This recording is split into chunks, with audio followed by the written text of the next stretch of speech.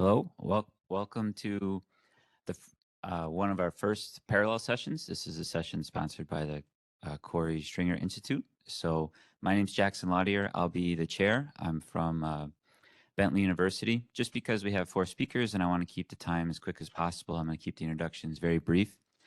And on that note, our first speaker is Julie Burland from the University of Connecticut. So Julie.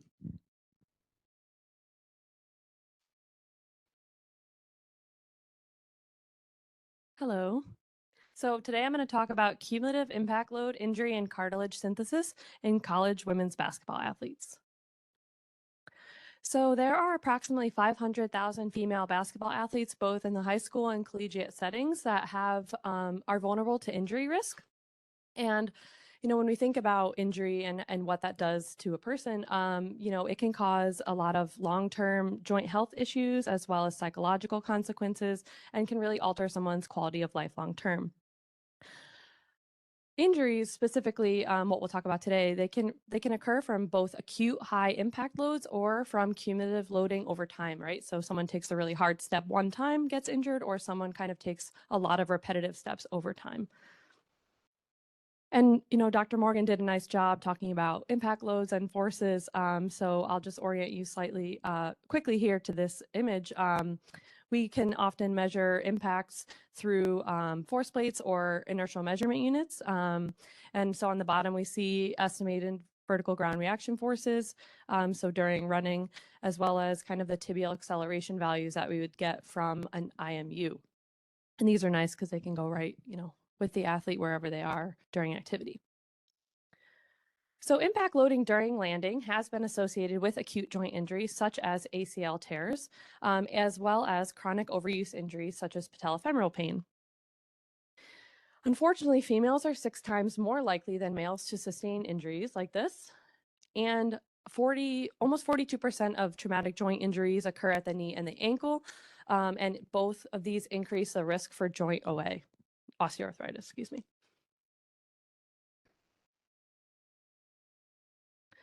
So we wanted to look at whether impact load was related to lower extremity injury, specifically in a more athletic population versus just in running. So we know that excessive impact loads during landing can be injurious to musculoskeletal tissue, such as cartilage, bone, especially if these forces are not appropriately attenuated. So what we have on this graph on the left-hand side of the screen is a depiction of impact load per minute and cumulative impact load that was estimated through 2 wearable IMUs on the lower leg. This was taken during running. So as you can see, over the course of about an hour, maybe 45 minutes, the impact load per minute kind of increased, but it was pretty constant. And as that duration went up, cumulative impact load also increased. What we have here is now a depiction of a basketball physical activity session. So over the course of the session, you can see that impact load per minute was much more variable, had a lot more higher peaks. And again, that cumulative impact load did increase substantially compared to, just a straight line running task. So to this point, high impact loads coupled with, potential faulty alignments or faulty movement patterns may actually amplify abnormal loading of joints, specifically increasing long-term risk for, joint damage and re-injury. So we know that acute and cumulative impact forces have been associated with running-related injuries, but there's less evidence of this relationship in basketball athletes, specifically at the lower limb. There has been previous work that have utilized these sensors to evaluate relationships between impact load, cumulative bone stimulus, and bone stress injuries in male basketball athletes. This has been done in the NBA as well as in some college Division I teams. Some of this research is still unpublished, but there has been very limited work in women's basketball athletes. So we also wanted to know how impact loading can affect joint health and injury risk, right? Because we want to keep our players healthy and we want to keep their joints healthy long-term, even if they do sustain injury. So excessive impact forces, not only can they cause injury, but they also might initiate an inflammatory process in the joint itself. And there has been some previous work that has discussed serum biomarker panels that measure cartilage metabolism, so both degradation and synthesis markers that can potentially identify individuals who might go on to sustain a lower extremity injury. And the reason why these serum biomarkers have been studied is because they're not abundant in healthy joints, right? So if we took someone who's never had a lower extremity injury and pulled some blood, likely we wouldn't see elevated levels of these markers. Additionally, these have been established as kind of an early indication of trauma or potentially load-related inflammation. And some previous studies have looked at these markers before, someone starts a training program, especially in the military, and they found that actually elevations in some of these markers, those cadets went on to tear their ACL during that, study period. So it has been identified as potential injury risk in some populations. So, we really wanted to kind of help predict injury risk. So our central questions were, are high impact load and cumulative limb load related to injury? And can a subset of impact load metrics and serum biomarkers provide some of these important indicators for us of an athlete that's potentially, developing or at risk for a near future injury? Again, really, we wanted to identify whether athletes, in our team might be at risk for a lower extremity joint injury or performance deficits. So what we did was we employed a prospective longitudinal season study over a single season that tracked from about August to the end of April. We collected daily impact load using these two, they're blue trident inertial measurement unit sensors. We also looked at cartilage biomarkers across the entire season, as we thought that these metrics might fluctuate with differing levels of impact load and intensity throughout the season. We collected biomarkers at the off season, so before they even started any basketball-related activities, during their preseason, twice during their regular season, once before playoffs, and then once again after they had ceased all basketball activities. And we really wanted to correlate these impact metrics with our serum biomarkers to identify people at risk. And to also establish, the relationship between impact load and biomarkers with lower extremity joint injury, and to kind of look at these relationships together, as it hasn't really been done in this population. So for our methods, we had 11 collegiate female basketball athletes, again, who participated in this longitudinal study. We collected, like I said, daily impact load metrics. The software that was utilized calculated cumulative bone stimulus as well as impact load and step count intensity. So that's how hard someone, when they're stepping, how hard or how many Gs that sensor experienced or that limb experienced during that step particularly. And this was collected, again, every day during practice. Over those 6 different time points, we did collect those serum biomarkers of cartilage metabolism, and we looked at one marker of cartilage degradation, which was the C2C, as well as 2 markers of cartilage synthesis, CP2 and CS846. I won't ask you to remember those, but generally we collected both degradation and synthesis because we wanted to look at metabolism and whether or not there were changes in either of those. Again, those were collected at 6 time points and frozen and processed on the back end of the study altogether. And then we looked at the incidence of lower extremity injury. This was recorded by the team's athletic trainer per their usual protocol. Injury was defined as being removed from play, diagnosed by an injury by the athletic trainer or healthcare professional, team physician, that required or caused them to lose 1 or more days in actual participation. And for the purpose of the study, because we were looking at joint cartilage, we only looked at lower extremity joint injury. So we did not look at muscular injuries or trunk or upper extremity injuries that were sustained. So for impact load, again, you should be familiar with this graph, but impact load was calculated based on the number of steps at each specific G that the IMU measured. And so the metric was output as the total number of steps by the actual acceleration value that it was calculated at. For step count and impact intensity, we have the way that the software captures these is that it bins actual step counts and intensities into 3 different bins, One is from 1 to 5. That's the low intensity. Medium intensity is from 6 to 20 Gs, and then high intensity is from 21 to 200 Gs. So these sensors I particularly used for the study because they had the higher capacity to capture higher accelerations, where some older IMUs don't, they cap at like 16 Gs. So we would lose a lot of those higher impacts, especially with basketball athletes. Cumulative bone stimulus is essentially calculated, or it's an estimate of the peak resultant acceleration or impact from every foot contact with the ground throughout the duration of practice.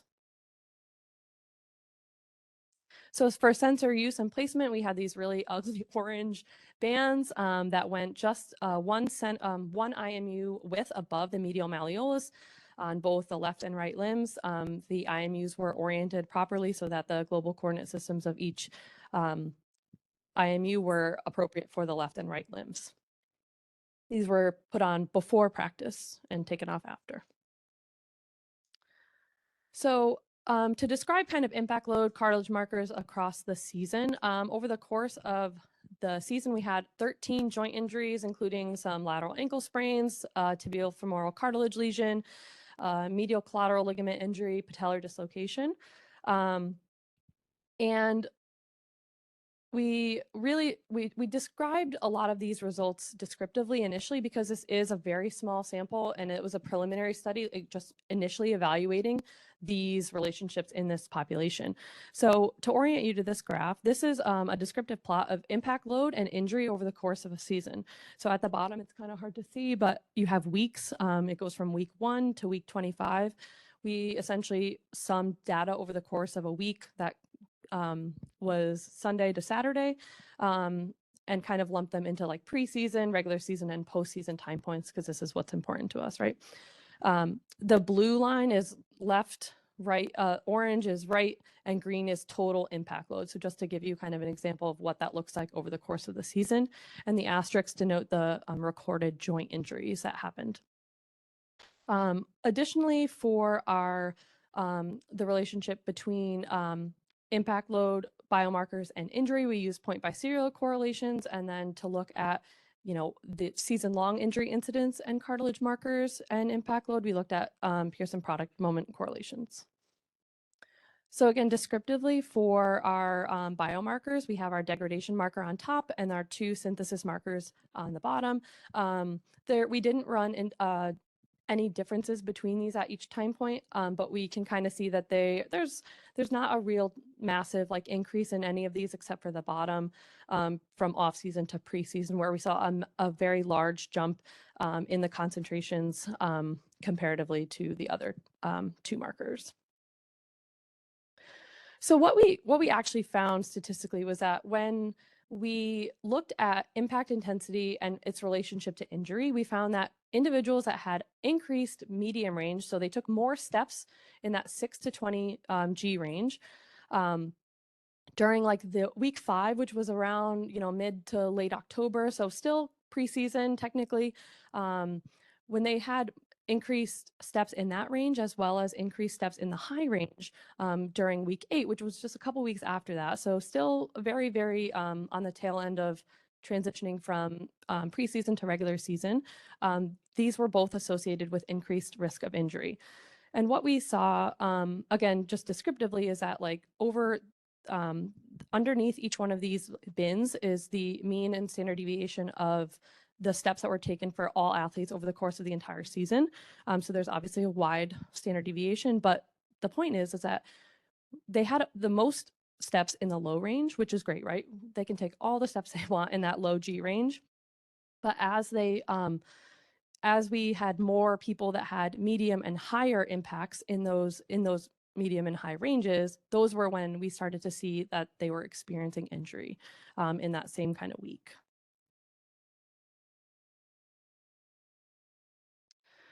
So when we looked at cumulative bone stimulus and cartilage metabolism and its relationship to injury, what we found was that the increase in cartilage synthesis was also associated with increased cumulative bone stimulus at our kind of playoff or postseason time point for both limbs.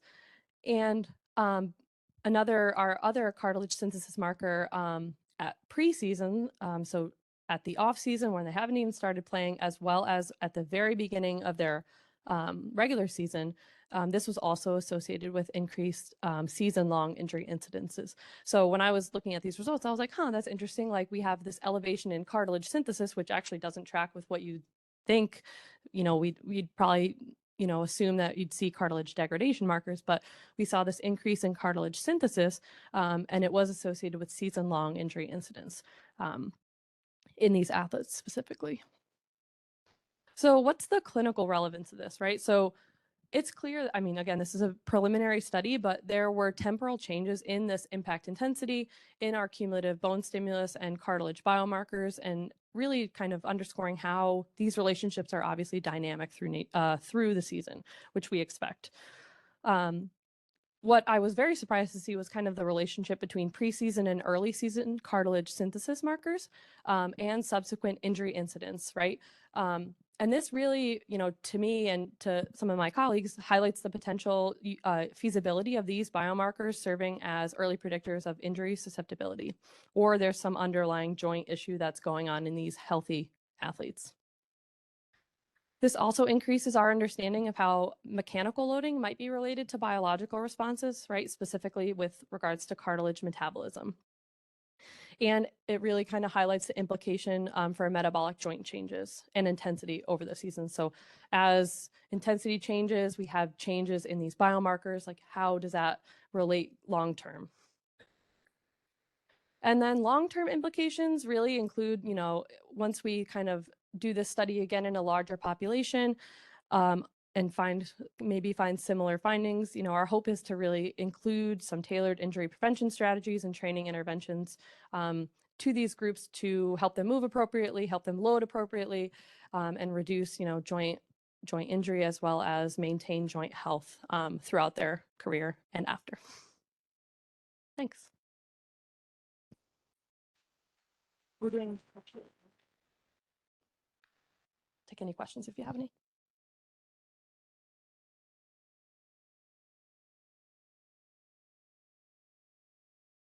Yeah. With the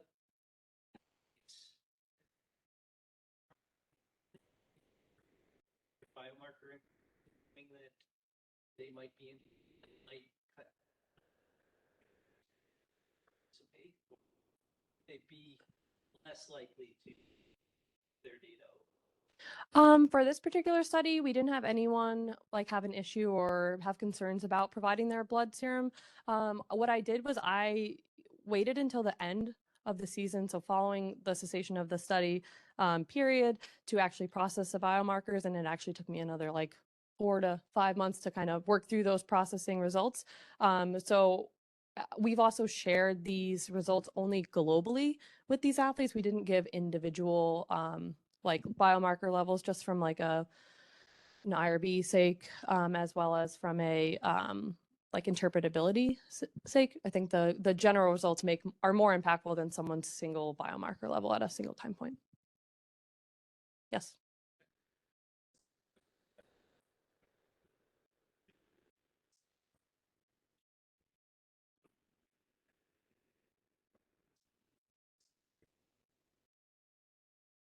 Yeah, that's a good question. When we were designing the study, we were thinking about it, but we ran out of budget, so we stuck with the cartilage. But honestly, that would be something that if I were to repeat the study, I would absolutely add, because that would kind of give us another layer of information about, joint health and the processes going on in their body. Thanks. Yeah, we're actually collecting data in the lab right now for a Department of Defense grant we have. So I was asked to speak here, and I thought there isn't a more inappropriate place for me to present, because I know nothing about data science. But my fiance is actually a data engineer, so trying to sneak my way into it. And they asked me to present on the swimmer that I coached through a record-breaking swim. So I'm an athlete, I'm a triathlon coach, and I tend to do some crazy things. I tried to break the record for the fastest run across the Appalachian Trail in Connecticut, which is 51 miles. Did that. Ultra marathon. So I feel like when people want to do crazy athletic things, they have a habit of reaching out to me. I'm about to coach this girl who's going to become the first woman ever to swim between all 7 continents. So that's going to be very interesting. And so this friend of mine who I used to compete with decided to have these insane ideas to do these crazy long swims. And this was a 24-mile swim. He swam from Providence, Rhode Island. He jumped in the water and swam all the way to Jamestown, Rhode Island. So it was 24 miles. It was his third crazy swim that he did. He raised over $250,000 to clean the oceans through a company called Clean Ocean Access.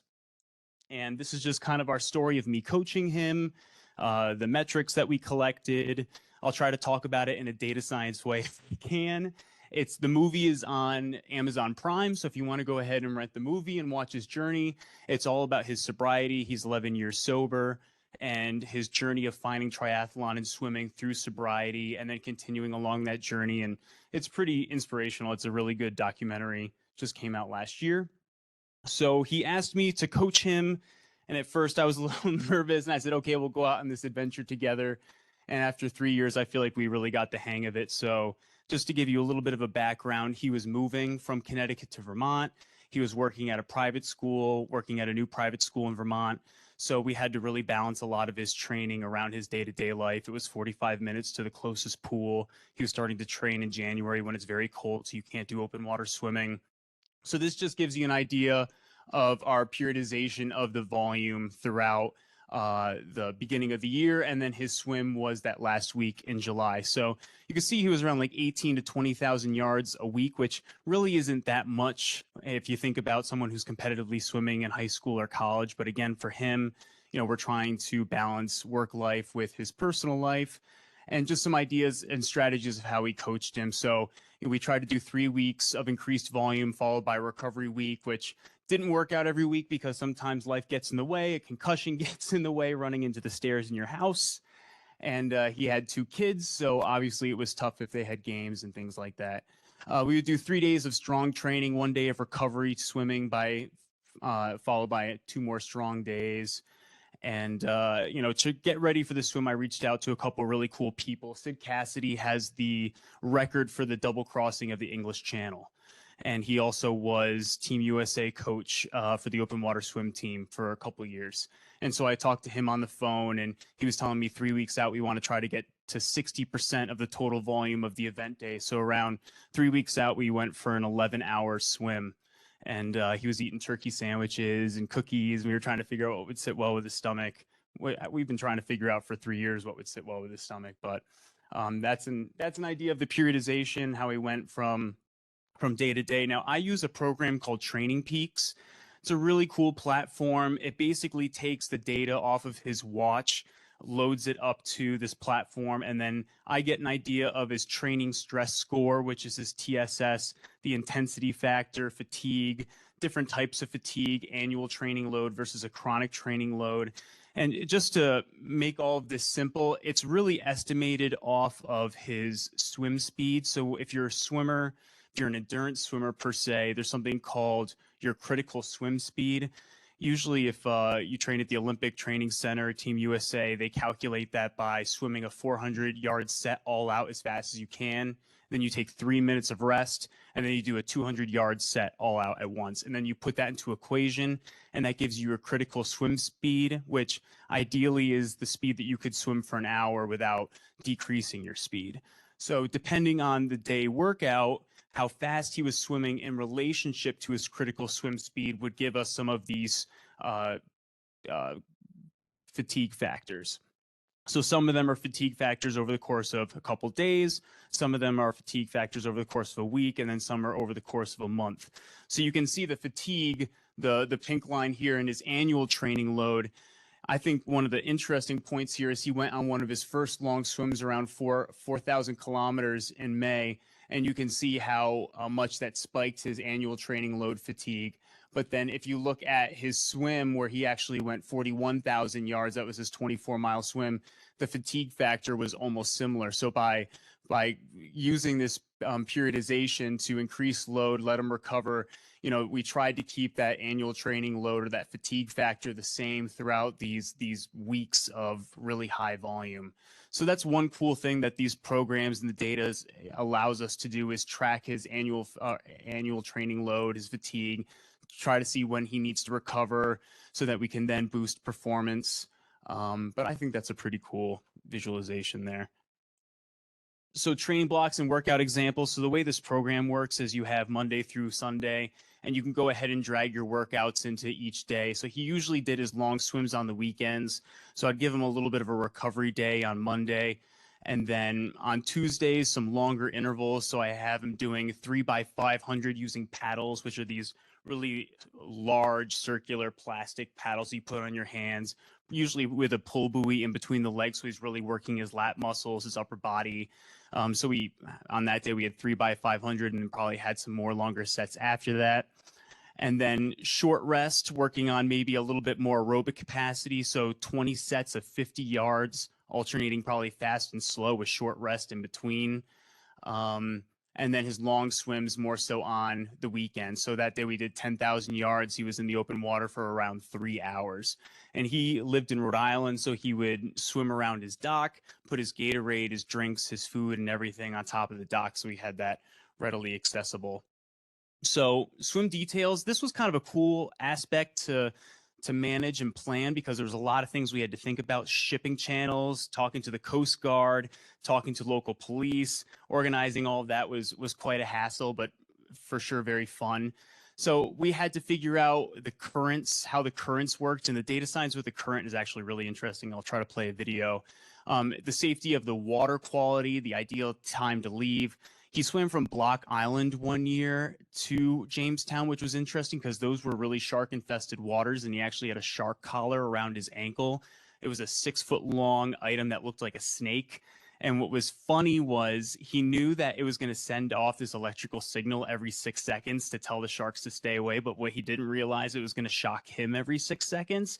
So he did a 9 to 10 hour swim with this thing shocking his leg every 6 seconds. And that year, the water got down to like 63 degrees and he was getting really cold. So we were trying to brainstorm what to do about it. We put a second cap on him to try to keep him warm. So trying to figure out if he's going to be too cold, too warm, psychological component. I'll tell you, the way that he gets over the psychological component is he listens to reggae music the entire time. So this 14-hour swim he just did, 24 miles, was all reggae. And what's interesting, his stroke rate, how many times he takes a stroke per minute, is around 50 strokes per minute. And if you know the tempo of reggae music, it's about 50 beats.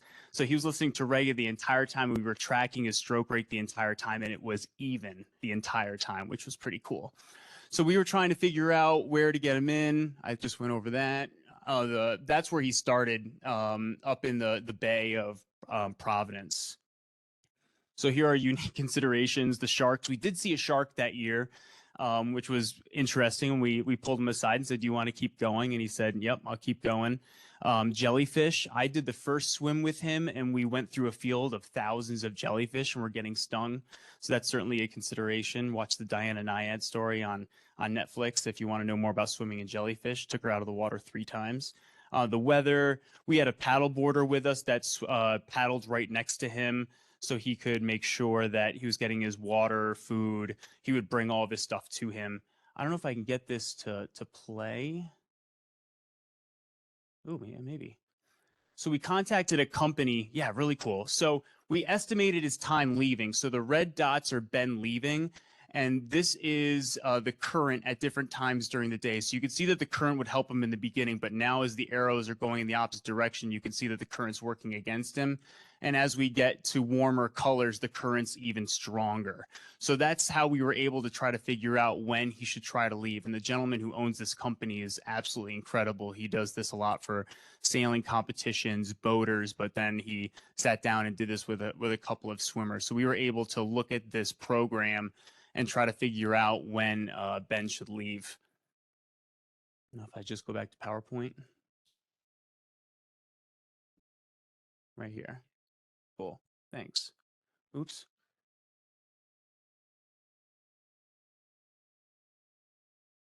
So we obviously wanted to be careful in case anything went wrong. I will tell you, the first year we did this, I felt like we were just a couple of kids hopping on a boat doing something stupid.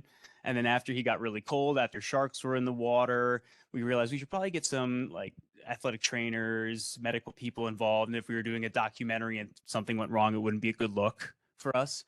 So we contacted all of the different surrounding cities and towns, police, EMS, fire. We had a group meeting with all of them, and we figured out all these different places that we would transport him in case of an emergency. So there's a map of that in another slide. I'll tell you another issue that we had with the Block Island swim was the Coast Guard. So this is a shipping channel right here. So you have all these boats coming in that are actually carrying lots of vehicles into Newport. So you have to be really careful when going through those shipping channels. And we actually had to have the Coast Guard come out and guide us through the shipping channel the year we came back from Block Island. And that's a couple months of paperwork to get clearance for that. So we were trying to figure out if there was a way for us to bypass the shipping channels. Here's another shipping channel here. And because we were going through this shipping channel, he ended up landing on this island here. That's Jamestown. But since we went through the shipping channel at a certain point, we didn't need paperwork. We didn't need the Coast Guard. But that's certainly something to think about when you're getting out on the water for these big swims. So this was the emergency action plan map that we gave out to all the police departments, just to give them an idea of the ETA that he would show up at all these different spots. And then the stars are the different docks and ports that we would bring him to. We would call the EMS and say, hey, we have an emergency. We had all these pre-planned. We would tell them which one we were going to. Then they would already be there with an ambulance to go ahead and pick them up. So that's what we kind of handed out to everyone during the journey. So just some tech and materials we were using. He was wearing a Garmin watch the entire time. So that was giving us his swim speed, his heart rate. He had an ingestible thermostat. So we were looking at core temperature. The interesting thing was the core temperature device wasn't reading to our iPad because he was underwater. And that's a huge problem that they have at USA Swimming on the world stage, is they want to track these swimmers in the water because you have had instances where people have died swimming. Fran Crippen was an athlete, Team USA 2010, died during a swimming race in Abu Dhabi, and they didn't find his body until 2 hours later in the water. And the issue is when you have a GPS device and it goes underwater, the signal is then lost. So technology still needs to get to a point where that is fixed, but we were losing that signal all the time. So we weren't really able to accurately track his core temperature, but the water was pretty warm. So we weren't really worried about it. We were actually more worried about the gentleman standing on the paddleboard because he was in the direct sun the entire day and not drinking that much. But that's just some of the different technology we were using. And then some of the stats. So it took him a little over 14 hours to do the swim of straight swimming. That's actually an aerial picture of Ben swimming with the paddleboarder right next to him. So it took him just under 15 hours. He swam 41,000 yards. His average pace was 2 minutes and 9 seconds per 100 yards. That's how many strokes he took, the average stroke rate, which is around that reggae music, kind of cool. His average heart rate. And he consumed almost 7.8 liters of water. So if you think about a 2-liter bottle of soda and what that visual looks like, that's a lot of water to be drinking when you're horizontal in the water. And he consumed around 6,415 calories, which was a mixture of peanut butter jelly sandwiches. There's his wife and his son and all of us measuring out and getting his food ready the day before. So there's some things on his weight pre and post. So he lost a good amount of weight during the swim, and he stayed pretty well hydrated, which was great. Environmental. So it was around 81.5 degrees, so it wasn't too bad out there. A little windy. It got super choppy. So at one point we had 5-foot swells. So he was swimming through 5-foot swells for quite a while.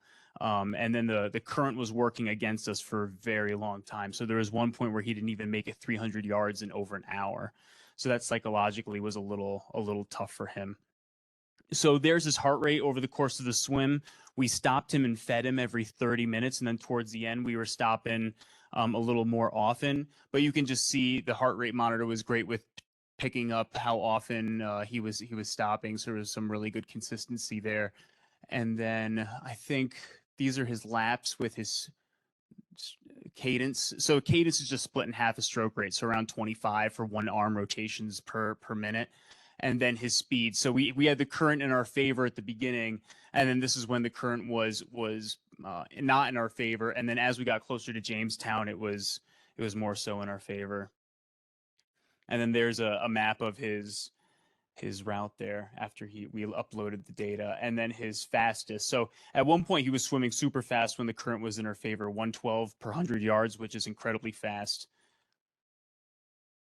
And then there's his body temperature. So you can see we gave him the core device that he swallowed around 1 o'clock in the morning because we were afraid that if we gave it to him the night before, he would pass it.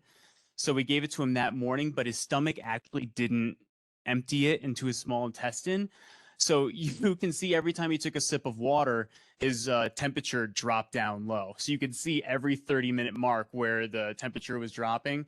And then the red mark is actually the paddle border. So that was his temperature, and it was consistent the entire time because I think he was standing up, it passed, whereas Ben, he was horizontal, so it never passed. And then that night, his temperature was above 101 degrees at some point. So he actually had a fever sleeping overnight into the next morning. So we thought that was really interesting that he had a fever that night into the next day. And I think that's it. I was worried that I was going to go too long, but was I fine? Perfect. So I think I'll just touch a little bit on data science. I'm doing some work down at Southern Connecticut State University right now, and I'm working with their data science center there. But where I'm finding it's really helpful is when we collect a lot of data in the lab, it doesn't look as pretty and nice as this. It takes a long time for it to look this pretty and nice. So what the data science department there is helping us do is we have all these machines in the lab. If we can automate the transport of the raw data in the database to a system that then does some type of machine learning to create these graphs, so it doesn't take us as exercise scientists 2 weeks to go into Excel and create these graphs and then give them back as a product. It saves us time, and then we can start making money off of it as an actual retail business. So we're working with that department to export the database off of these computers to then put it into graph form so that if someone comes into the lab and wants to know, hey, what's my VO2 max, which is a metrics that we measure, we do a test right afterwards. Instead of giving them a piece of paper from Excel that has all these crazy numbers, it actually looks like a nice, beautiful graph, and we can give that to them right away instead of uploading the data, going through the equations, making the pretty graphs, and then giving it to them 2 to 3 weeks later, which is currently what we're doing. But I'm happy to take any questions on the swim or not really data science, but I could try to answer a data science question, but probably won't be pretty.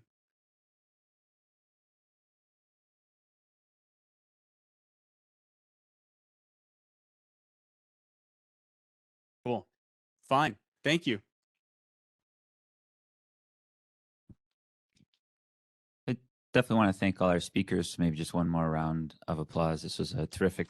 So thank you very much. This concludes our session. I think now we'll have a poster session. So, please stick around for that and enjoy some of the sessions in the afternoon. So thank you.